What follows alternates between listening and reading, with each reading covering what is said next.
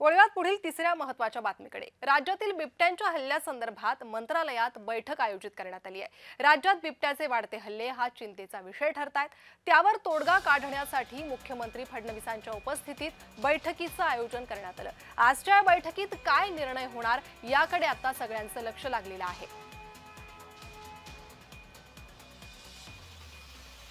आणि याच संदर्भात अधिक माहिती देण्यासाठी आपले प्रतिनिधी नाशिकहून किरण गोटूर सध्या माझ्यासोबत जोडले गेले आहेत। त्यासोबतच मुंबईतून आमचे प्रतिनिधी शुभम उमाळे हे देखील जोडले गेले आहेत। त्यांच्या दोघांकडूनही माहिती घेऊयात। सुरुवातीला नाशिकमध्ये जाते किरण, आपण पाहतोय नाशिकमध्येही बिबट्यांच्या हल्ल्याचा हे प्रश्न आता वाढत चाललेला आहे। बिबट्यांचा मुक्त संचार पाहायला मिळतोय, काय माहिती आहे?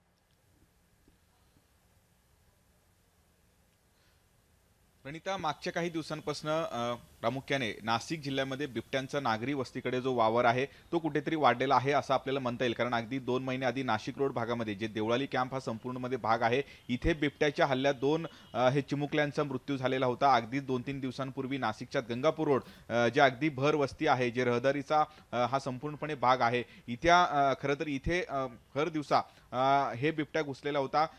इथे अचानक बिबट्या घुसल्याने संपूर्ण या भागामध्ये एकच खळबळ उडालेली होती। या संपूर्णपणे बिबट्याच्या हल्ल्यात 8 ते 9 लोक हे गंभीररित्या जखमी झालेले होते। 4 ते 5 तासाच्या अथक प्रयत्नानंतर अखेर या बिबट्याला जेरबंद करण्यात वन विभागाला यश आलेलं आहे। अशा पद्धतीच्या ज्या घटना आहेत ते फक्त नाशिकच नव्हे तर आसपासच्या भागामध्ये सुद्धा घडत आहेत। नाशिकचं दिंडोरी असेल, निफाड असेल, त्याच पद्धतीने इगतपुरी असेल, या भागांमध्ये सुद्धा बिबट्यांचा जो वावर आहे तो नागरी वस्तींकडे वाढत आहेत आणि नागरिक आणि बिबट्यांमध्ये जो संघर्ष आहे तो कुठेतरी वाढत आहे। अशा पद्धतीची परिस्थिती आपल्याला नाशिक जिल्ह्यामध्ये बघायला मिळतोय। अगदी 2 दिवसाआधी वनमंत्री सुद्धा नाशिक दौऱ्यावरती होते। जे बिबट्यांचा वावर नागरी वस्तीकडे वाढलेला आहे तो कमी करण्यासाठी आम्ही प्रयत्न करू अशा पद्धतीचं आश्वासन वनमंत्र्यांनी दिलेलं आहे। आणि याच सगळ्या संदर्भात आज मुंबईमध्ये सुद्धा एक महत्त्वाची जी आहे बैठक हे जे होताना आपल्याला बघायला मिळणार आहे। त्यामुळे या बैठकीमध्ये नेमकं आता काय काय निर्णय होतात या बैठकीत काय होतं ते पाहणं महत्त्वाचं असणार आहे। त्याच बैठकी संदर्भात मी अपडेट्स घेणार आहे। आमचे प्रतिनिधी शुभम उमाळे सध्या माझ्यासोबत जोडले गेले। शुभम, ही महत्त्वाची बैठक होते आणि मुद्दा आजचा आहे बिबट्या, कारण बिबट्याच्या या हल्ल्यामुळे राज्यभरात भीतीचं वातावरण आहे।